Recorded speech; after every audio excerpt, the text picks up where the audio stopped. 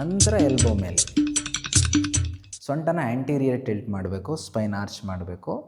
ತೂಕ ಎಡಗಾಲ ಮೇಲೆ ಬಿಟ್ಟು ಬಲಗಾಲ ಲೈಟ್ ಮಾಡಿಕೊಂಡು ಸ್ವಲ್ಪ ಹಿಂದೆ ಅಡ್ಜಸ್ಟ್ ಮಾಡ್ಕೊಳ್ತಾ ಆಮ್ನ ಹೊರಗಡೆ ರೊಟೇಟ್ ಮಾಡ್ತಾ ಸ್ವಲ್ಪ ಕೆಳಗಡೆ ಪಾದದ ಕಡೆ ನೋಡಿ, ನೀ ಬೆಂಡ್ ಮಾಡ್ತಾ ಪಾದದ ಹೊಳಭಾಗ ಹಿಡ್ಕೊಬೇಕು. ಹಿಡ್ಕೊಂಡು ನೀನ ಎಷ್ಟಾಗುತ್ತೆ ಅಷ್ಟು ಮೇಲೆ ತರಬೇಕು. ಎಲ್ಬೋ ಬೆಂಡ್ ಮಾಡ್ತಾ ನೀ ಮೇಲೆ ತರಬೇಕು. ನಂತರ ಎಲ್ಬೋ ಮೇಲೆ.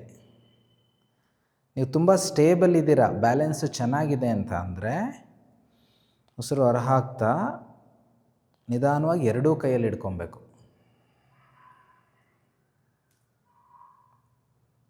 ಉಸಿರು ತುಂಬಿಕೊಳ್ತಾ ಎದೆ ಹಿಗ್ಗಿಸ್ಬೇಕು, ಉಸಿರು ಹೊರ ಹಾಕ್ತಾ ಡೀಪ್ ಹೋಗಬೇಕು. ನೀವು ಇನ್ನೂ ಡೀಪ್ ಹೋಗಬೇಕು ಅಂದರೆ ಎದೆಯನ್ನು ಕೆಳಗೆ ತಗೊಂಡು ಹೋಗಬೇಕು, ಕಾಲನ್ನು ಮೇಲೆ ತರಬೇಕು. ಶೋಲ್ಡರ್ ಬ್ಲೇಡ್ನ ಎಲಿವೇಟ್ ಮಾಡಬೇಕು, ಹಿಂದೆ ಹಿಪ್ನ ಎಕ್ಸ್ಟೆಂಡ್ ಮಾಡಬೇಕು. 5ರಿಂದ 8 ಬಾರಿ. ಬ್ಯಾಲೆನ್ಸ್ ಮಾಡೋದು ಕಷ್ಟ ಆಗ್ತಿದೆ ಅಂದರೆ ತೂಕನ ಮುಂಗಾಲ ಮೇಲೆ ಇಟ್ಕೊಬೇಕು. ನೀವು ಕಾಲು ಬೆರಳು ಮತ್ತು ಬಾಲ್ಸ್ ಆಫ್ ದ ಫೀಟ್ ಅಂತ ಕರಿತೀವಿ, ಅದ್ರ ಮೇಲೆ ನೀವು ಇಟ್ಕೊಂಡಷ್ಟು ಬ್ಯಾಲೆನ್ಸು ಈಸಿ ಆಗುತ್ತೆ ನಿಮಗೆ. ಹೊರಗೆ ಬರಬೇಕಾದ್ರೆ ಒಂದೇ ಸರಿ ಕಾಲು ಬಿಡಬಾರ್ದು. ಕಾಲನ್ನ ಸ್ಟ್ರಾಂಗಾಗಿ ಮುಂದೆ ಪುಲ್ ಮಾಡ್ತಾ ನೀನ ಕೆಳಗಿಳಿಸ್ತಾ